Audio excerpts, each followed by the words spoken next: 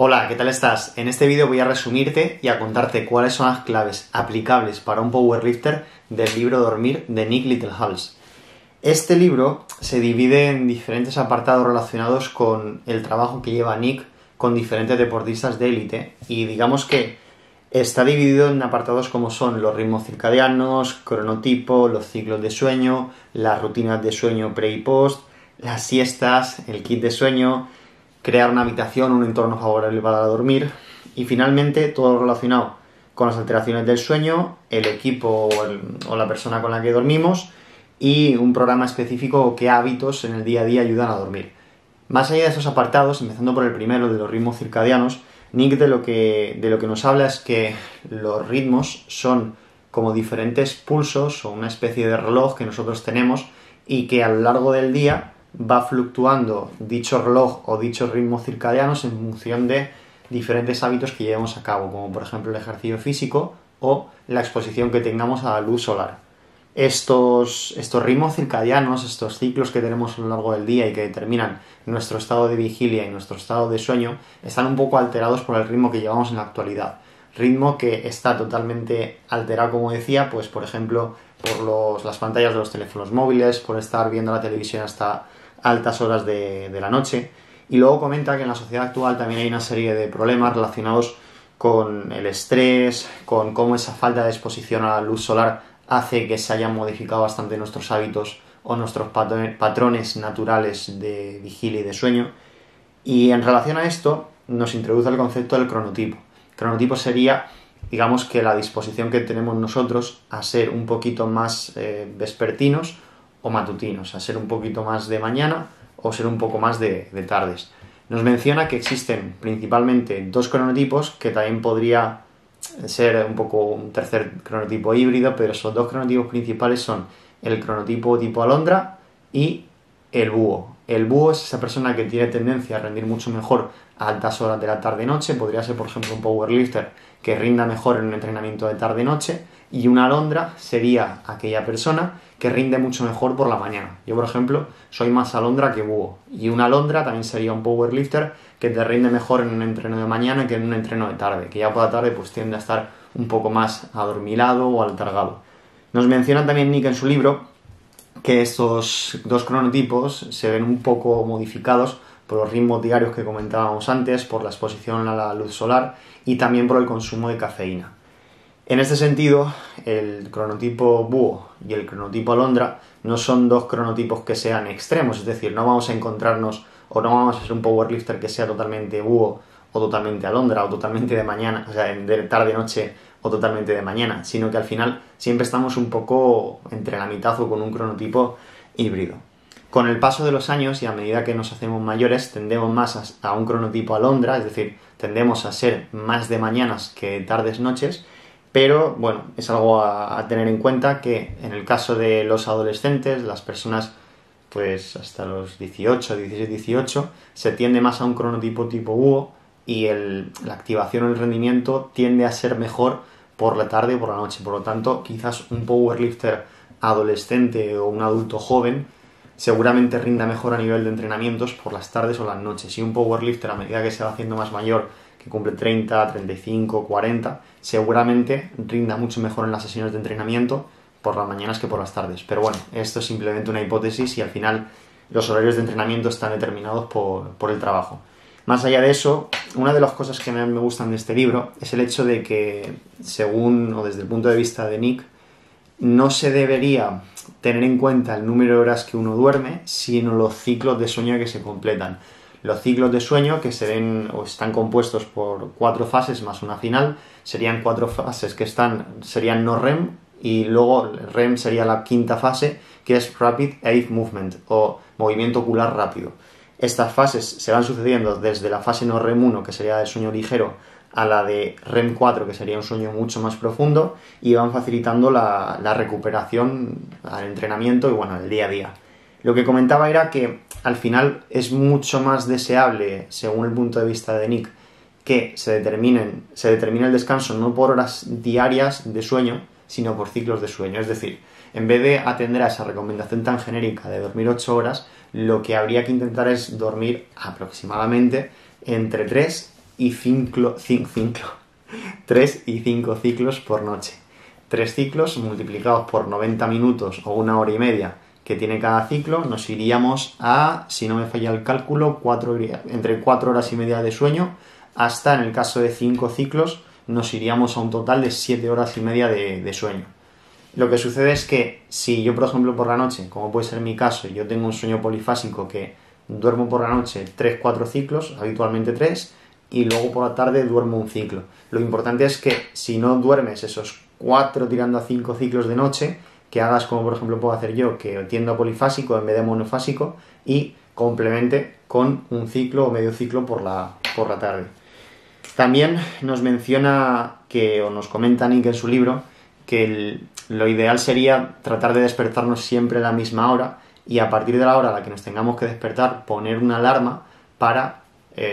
no poner una alarma en ese momento, sino si nos tenemos que despertar a las 8, ir descontando esos ciclos de 90 minutos y entonces decir, vale, si quiero dormir 4 ciclos de 90 minutos, voy descontando y determino la hora a la que me tengo que acostar. También sugiere que los deportistas, powerlifting, no menciona a los powerlifters, pero lo que este autor sugiere es que la hora de sueño o la hora de despertarse con el despertador no cambie excesivamente a lo largo de la semana para que nuestros ritmos circadianos no se vean modificados en exceso. Y sugiere que también el deportista podría apuntar a realizar los ciclos de sueño ya no solamente diariamente, sino dentro de la semana. Es decir, de esos 7 días, que el deportista apunte a realizar entre 28 y 35 ciclos. Por lo que si,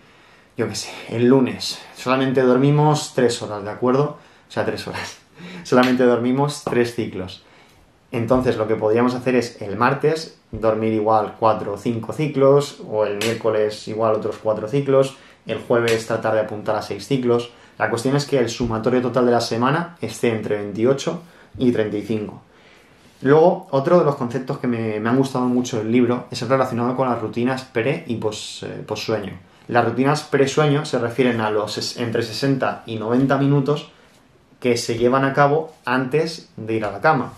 Y dentro de todas estas rutinas pre-sueño, lo que sugiere es, por ejemplo, que llevemos a cabo un apagón tecnológico, que adecuemos la temperatura de la habitación para descansar bien, que no haga un exceso de calor ni tampoco mucho frío, utilicemos unas sábanas adecuadas para el descanso. Por ejemplo, en verano no vamos a usar sábanas térmicas e idealmente en invierno, si vivimos en un clima frío, pues las sábanas térmicas nos irían genial. Luego también, como rutina pre-sueño, sugiere que se puede llevar a cabo la ordenación de la casa, limpiar los platos, ordenar la ropa del día siguiente, incluso agendar lo que vamos a hacer el día siguiente para intentar pasar eso de la memoria a corto plazo, que es lo que no se nos ocurra, a un papel o la agenda electrónica. Y también podríamos llevar a cabo algo de ejercicio suave, como dar un paseo suave u otras actividades. Y lo que comenta, que a mí me ha parecido wow, es que, o lo que sugiere como rutina también pre-sueño, sería que aseguremos la casa en cuanto a comprobar que esté todo cerrado, todo está, ¿sabes?, el pestillo puesto, la llave pasada y demás. Después, eso sería el pre. En el post-sueño, una vez que nos despertemos por la mañana, lo que sugiere Nick no es que nos despertemos y a toda prisa vayamos a hacer, pues eso, si tengo que ir a currar, si tengo que hacer esto, voy a hacer lo otro y demás, sino que nos dejamos un espacio de entre 1 hora y 90 minutos, que sería más o menos pues como el tiempo de un ciclo de sueño, para que podamos llevar a cabo, por ejemplo, el desayuno con calma, realizar algo de ejercicio suave, algún desafío cognitivo que no nos suponga mucho esfuerzo, incluso podríamos meditar, etc. También lo que sugiere Nick es que nada más despertarnos no miremos el móvil lo primero, porque es fácil que nos dejemos llevar un poco por toda esa corriente de pues entro a Instagram o a Twitter o a YouTube y me tiro ahí un buen rato hasta que soy consciente de que ya me he despertado y voy a empezar a hacer cosas. A las siestas, que es eso que os comentaba antes, de que por ejemplo en mi caso, al llevar a cabo lo del sueño polifásico en distintas fases dentro de un mismo día, hago ese otro ciclo de sueño por la tarde, a las siestas Nick les llama periodos de recuperación controlada. Y dentro de esos periodos de recuperación controlada lo que sugiere es que si llevamos a cabo una siesta entre las 13 horas y las 15 horas, que podemos realizar perfectamente un ciclo de sueño. Pero si la siesta o ese periodo de recuperación controlada es más tardío y se nos va, por ejemplo, a las 6 de la tarde o 7 de la tarde,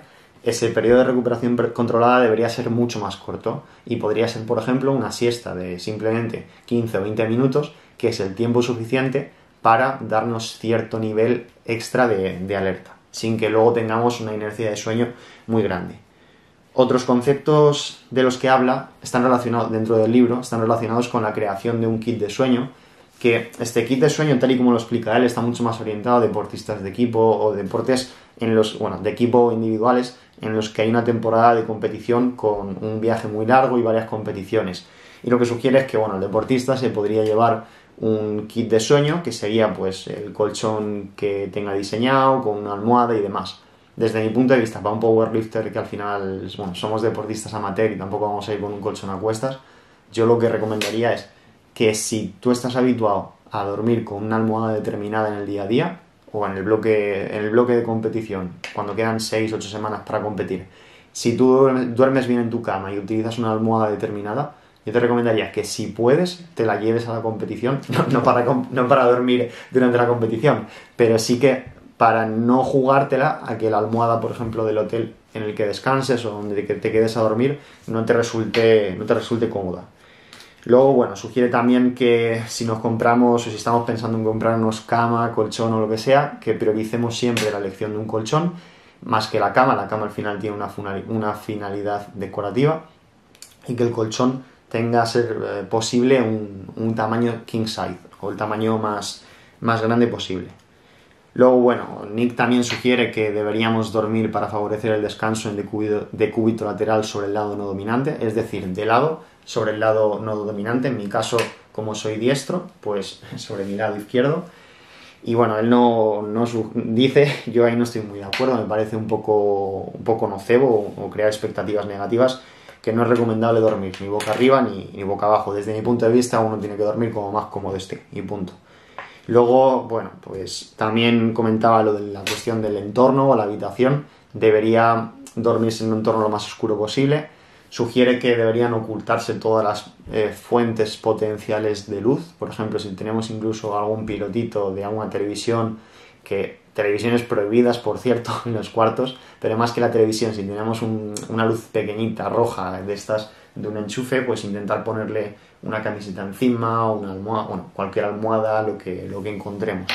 Me gustó mucho algo que menciona también en el capítulo relacionado con la oscuridad de la habitación, y es que se dio cuenta que podía disminuir la luz que tenía un entorno determinado, como puede ser la habitación, cogiendo bolsas de basura, y esas bolsas de basura lo que hacían las habitaciones de sus deportistas es que las ponía en la ventana con cinta aislante, y de esa forma evitaba que en las habitaciones estas de hotel, que tienen siempre la rendija de la cortina, que siempre entra un poquito de luz, ¿de acuerdo? Igual de la calle, de una farola o lo que sea, ponía las bolsas de basura, y de esta forma lograba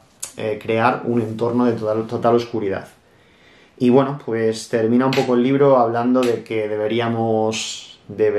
intentar tener en cuenta, en el caso del deporte, el jet lag o ese retraso al realizar los viajes. Y pues habla de más temas, pero esto es lo esencial: el hecho de que tengamos en cuenta las rutinas pre y post sueño, el hecho de cuantificar el sueño ya no tanto en horas sino en ciclos, que nos fijemos un poco en qué cronotipo o qué tendencia tenemos para, en la medida de lo posible, colocar el entrenamiento por las mañanas o por las tardes. Yo, por ejemplo, como os decía, soy más tipo alondra, pero trabajo por cuenta propia, soy autónomo, decido trabajar por la mañana porque es cuando cognitivamente una mayor demanda necesito o requiero, y aunque por las tardes no esté tan lúcido, pues entreno y ya está. Pero si pudiera elegir, si no tuviera que trabajar, yo entrenaría de mañana, porque es cuando, al ser alondra, más activo estoy. Y después, lo que decíamos de las siestas, esos periodos de recuperación controlada, que cuanto más tarde se hagan en el día, de menor duración deberían ser, apuntando a esos 15-20 minutos. Incluso podrías hacer un periodo de recuperación controlada, como puede ser mi caso, si madrugas mucho, tipo, yo me levanto a las 5 menos 10 casi todos los días, de lunes a viernes, y el fin de semana, según si quedan tareas pendientes, y lo que realizo no todos los días, sino algunos, es un periodo de recuperación controlada de unos 15-20 minutos después de desayunar. Me da una lucidez extra que me permite terminar la mañana. Esto podrías implementarlo si, como yo, trabajas de mañanas. Y eso es todo. Espero que este vídeo te haya gustado. Cualquier duda que tengas, comentario, sugerencia, o no sé, si te gustaría que hable de lo que sea, me lo puedes decir, ¿de acuerdo? Que pases un buen día. Un abrazo.